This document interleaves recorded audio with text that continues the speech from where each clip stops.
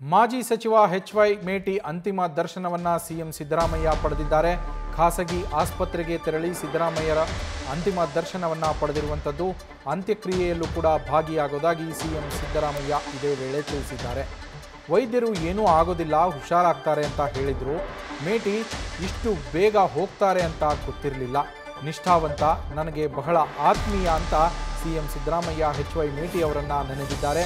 ನಾಳೆ ನಾನು ಬಾಗಲಕೋಟೆಗೆ ಹೋಗ್ತೇನೆ, ಅವರ ಅಂತ್ಯಕ್ರಿಯೆಯಲ್ಲಿ ಭಾಗಿಯಾಗ್ತೇನೆ ಅಂತ ಕೂಡ ಇದೇ ವೇಳೆ ಸಿಎಂ ಸಿದ್ದರಾಮಯ್ಯನವರು ತಿಳಿಸಿರುವಂಥದ್ದು.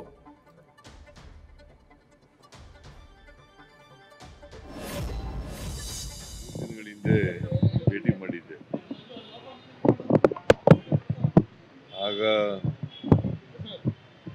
ಆಕ್ಸಿಜನ್ ತಗೊಳ್ತಕ್ಕಂಥ ಹೆಲ್ಪ್ ಮಾಡ್ತಕ್ಕಂಥ ಕೆಲಸ ಮಾಡಿದ್ದೆ. ಬಟ್ ಡಾಕ್ಟ್ರ್ ಜೊತೆ ಮಾತಾಡಿದೆ.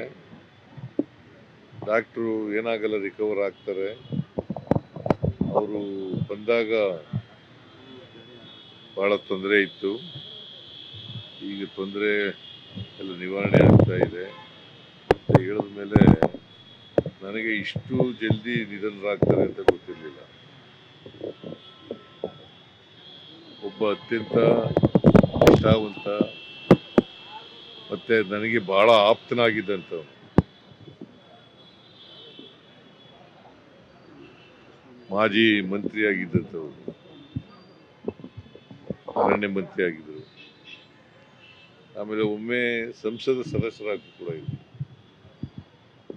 ನಾನು 96ರಲ್ಲಿ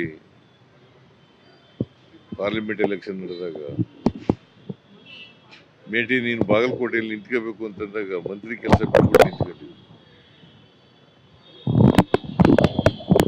ಅಷ್ಟರ ಮಟ್ಟಿಗೆ ಬಹಳ ನಿಯತ್ತಾದಂಥ ಮನುಷ್ಯ, ಜೊತೆಗೆ ನನಗೆ ಬಹಳ ಲಾಯಲ್ಲು, 100ಕ್ಕೆ 100 ಲಾಯಲ್ ಆಗಿದ್ದಂತ ಬೇಕಾಗಿದೆ. ಸೊ ಅಂಥವರು ನಮ್ಮನ್ನು ಅಗಲಿದ್ದಾರೆ.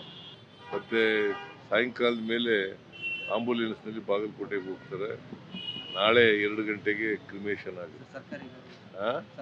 ಹೌದು, ಸರ್ಕಾರಿ ಗೌರವ ಕೊಡ್ತೀವಿ. ನಾನು ಹೋಗ್ತೀನಿ.